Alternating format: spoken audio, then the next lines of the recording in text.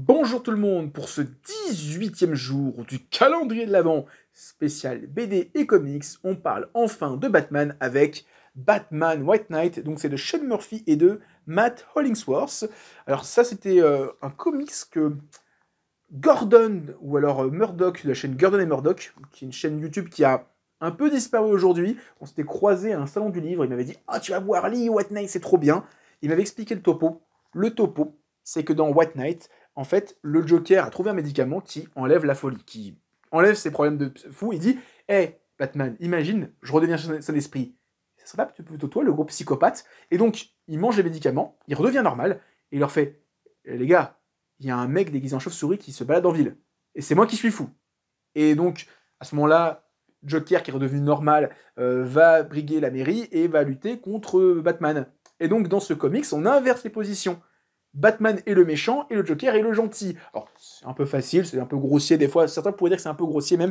Je trouve que c'est hyper intéressant, de la déconstruction du personnage du Joker et de Batman, qui inversent leur position, leur rôle, qui souvent est un peu montré comme ça quand le Joker n'a plus Batman, parce que le Batman est mort, le Joker il est un peu, genre je sais qu'il y a un comics où le Joker, il en a marre, le Batman est mort, il se dit merde, j'ai plus de vocation, je vais travailler à la mairie et je vais faire des cartes d'identité, je vais faire chier tout le monde. Il y a un comics comme ça là-dessus, où ça se finit comme ça, et donc je trouve que c'est hyper intéressant de montrer le Joker en gentil, alors pas en héros grandiose, mais juste en gentil, où c'est lui qui dit attendez les gars, je suis pas fou là, il y a un mec déguisé en chauve-souris, c'est moi qui suis taré. Et Batman qui devient un peu, on se dire attends, peut-être que c'est pas le méchant depuis le début, parce que c'est un peu moi qui persécute le Joker depuis le début.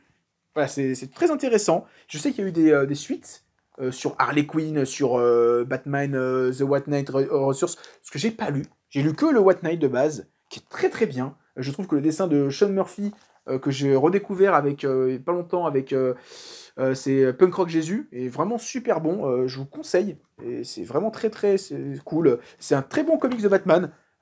Qui est un one-shot en plus, donc il n'y a vraiment pas besoin de connaître tous les histoires précédentes de Batman et du Joker.